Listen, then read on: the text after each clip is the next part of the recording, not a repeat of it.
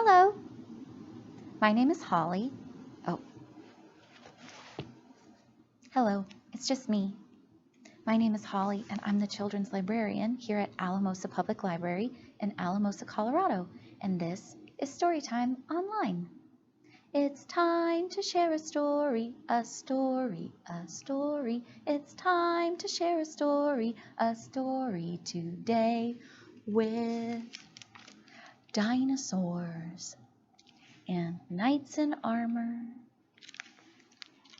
and a friendly magician and a troublesome magic rock. It's time to share a story today. But first, I'd like to share with you the project pack that we've made for our 5th week of our summer reading program here in Alamosa. Our project pack this week is called Dino Pet, and inside you'll find all of the materials that you'll need for 2 craft projects. Since our theme is Imagine Your Story for the whole summer, this week we thought maybe we could get you to imagine your Dino Pet story. You could make your own dinosaur pet craft, and if you'd like to, you could also make a paper dragon. And that got me thinking about how dinosaurs and dragons are similar. Have you heard that word similar or used that word similar before? That means that 2 things are alike. Not exactly the same, but alike. And dinosaurs and dragons are similar. I have lots of dinosaur and dragon books here that you can check out with your Alamosa Public Library card. Let's think about some ways that dinosaurs and dragons are similar. There's a big dragon in the mural on our story room wall. And here's a book about dinosaur days. I can think of some ways that dinosaurs and dragons are similar. Dinosaurs and dragons can both be very big. Some are small. Dinosaurs and dragons can both have horns. Dinosaurs and dragons have similar scaly skin. Dinosaurs and dragons can both have wings and fly. There are some differences, though. Dragons can often, in our stories, breathe fire, and dinosaurs did not. The biggest difference is that dinosaurs were real. Dinosaurs once roamed the earth, and we know this because dinosaur scientists called paleontologists have found evidence of dinosaurs. I found this nonfiction book that tells real true facts about dinosaurs, and right on the front cover there are fossilized dinosaur bones. This is a small dinosaur. Can you see the paleontologist's thumb? Must only be as big as a hand. We have also learned from paleontologists that dinosaurs are not here on the planet Earth anymore because a big space rock crashed into the planet Earth, and it changed the planet Earth so much that all of the dinosaurs died off. But a big difference between dinosaurs and dragons is that we have found evidence of dinosaurs here on Earth, but we have not found any evidence of real dragons.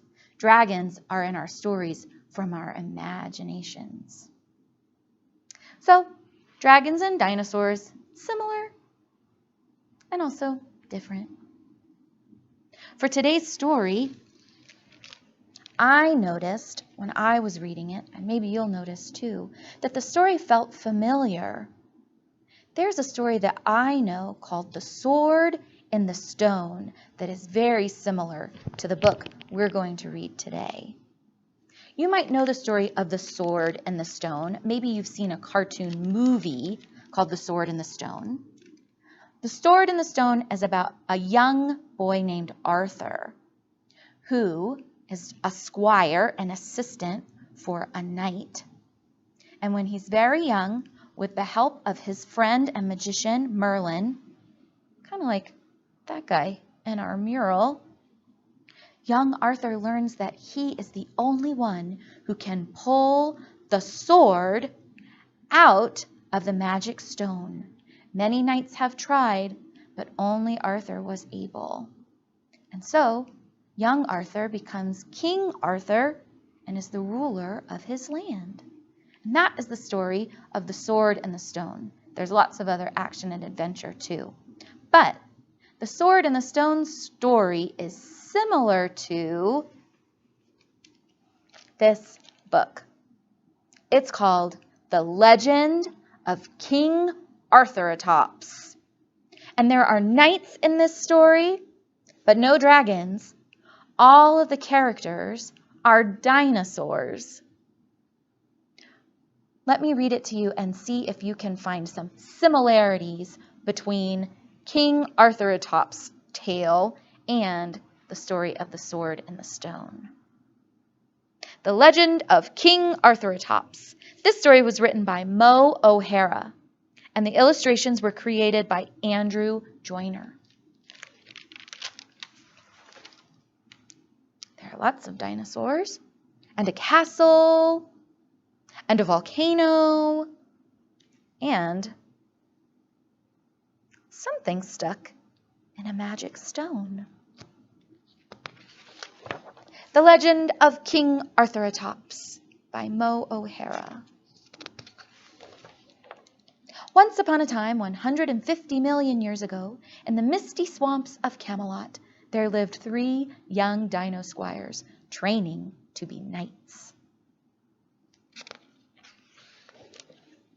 Lancelotosaur was strong and brave.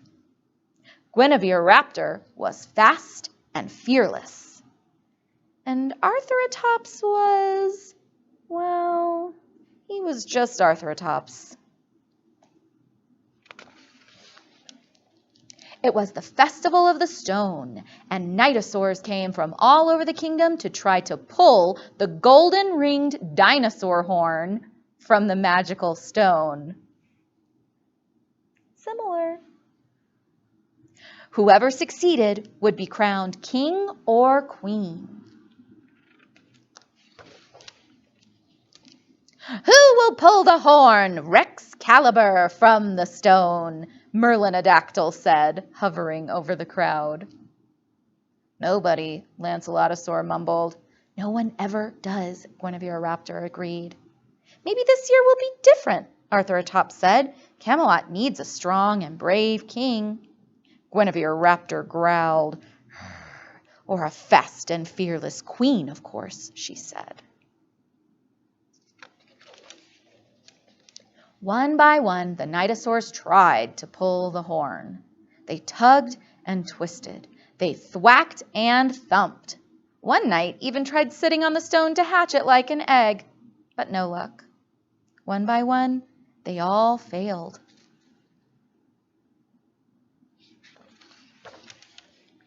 Why can't any of them do it? Arthuratops wondered. Merlinodactyl swooped out of the mist and hovered over Arthuratops. None of them are the one true king, he whispered.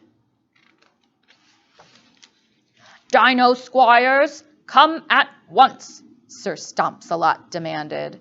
Fetch our horn-tipped lances for the joust. We better go, Lancelotosaur said. You coming, Arthuratops? Guinevere Raptor asked. Yeah, Arthuratops answered. I just need to remember where I put the lance. He had used the lance to help a few dinos earlier. There was that pterodactyl he'd got back up into his tree, the stegosaurus who'd needed her back scratched, and the iguanodon who needed a toothpick.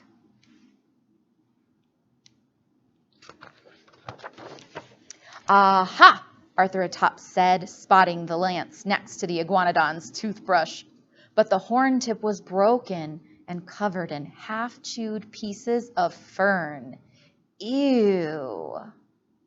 I need my lance, the knight yelled. Now! Arthuratops looked around. quickly grabbed the first horn tip he saw and pulled. Zing! A gasp came up from the crowd. "Look! Arthuratops pulled the horn from the stone!"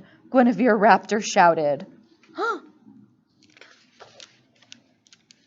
The crowd laughed. "That little dino, he's not a king."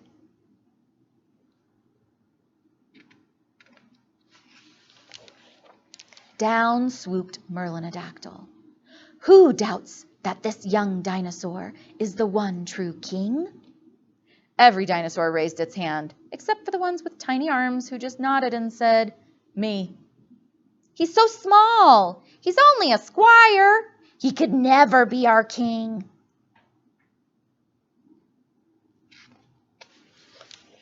"I'm so sorry, everyone," Arthuratops mumbled. "I'll put it back." But he tripped over his tail, tumbled, and crashed head first into the magic stone. Zing!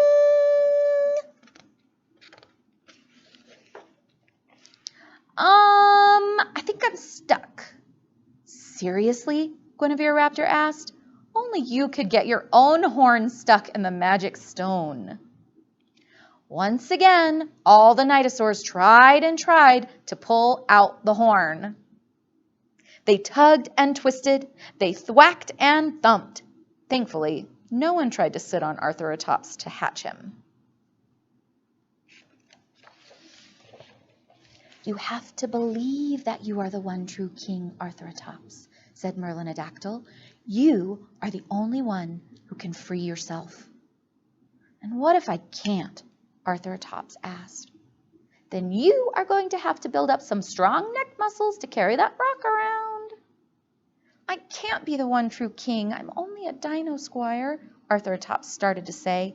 "And a bit forgetful," Lancelotosaur said. "And kind of clumsy," Guinevere Raptor added. "Arthuratops helps everyone, and that is the mark of a true king. I believe you can do it, Arthuratops." "Me too," said Lancelotosaur. "So what if you're forgetful? You never forget to be a good friend." "And so what if you're clumsy? You literally fall over yourself to help other dinos." "I believe in you too," said Guinevere Raptor. "Just watch where you drop the stone when you take it off, okay?" Arthuratops looked around at the whole crowd of dinosaurs and tried to believe. He took a deep breath and heaved. Zing! In one tug, he freed his horn from the stone, and when it emerged, it was gilded in golden rings. Merlinodactyl crowned Arthuratops as the one true king. There was much rejoicing throughout Camelot. That was until crash. The end.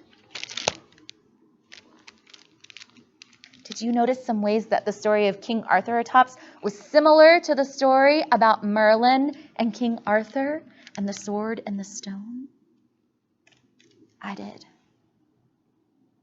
Well, I hope that today you will go outside and enjoy this beautiful weather that we've been having this summer. And maybe you could get your family to join you and do some night exercises. The knights in the story of King Arthuratops and in the story of King Arthur and the Sword and the Stone had to be really strong to try and pull that stone or pull that sword out. So maybe you could go into the park, or maybe outside of your home, there's somewhere safe that you can play outside and create a night obstacle course. Do some night exercises. Another way that you can enjoy the great outdoors this summer is in the month of July. Weekends on the Rio starts. Our Alamosa Parks and Rec Department puts on Weekends on the Rio every year, and this summer it's a little bit different, but we still have our passports. So if your family would like to participate in this great way to enjoy some time together outside, you can come by Alamosa Public Library with a curbside appointment and pick up your passport, and we'll give you all the information. So I hope you enjoyed our stories today. I have got to have a sip of my coffee before we go. My throat gets dry when I read stories. One problem. In my coffee cup, there's something that shouldn't be there. It's a very soggy piece of paper?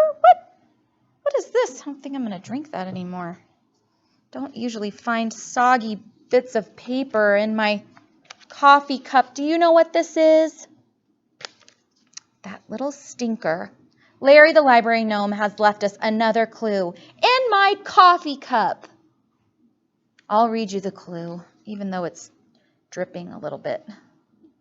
It says, "These beans are of good stock, but beanstalk stalk not.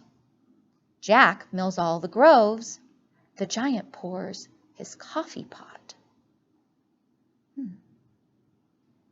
A giant pouring a coffee pot? That would have to be a really big coffee pot.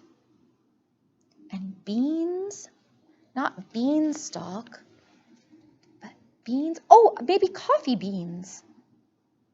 And a giant's coffee pot? Where could you find a coffee pot in Alamosa that would be big enough for a giant? It's a tricky one, Larry. If you can figure it out, then you'll find our Larry the library gnome. As you can see, still missing from our library mural. If you find him, let us know. Send us a picture. Guess I've got to go wash my coffee cup. See you later, alligator, in a while, crocodile. Give a hug, ladybug, blow a kiss, jellyfish. See you soon, sweet baboon, out the door, dinosaur. Take care, polar bear, wave goodbye, butterfly. Goodbye. Bye.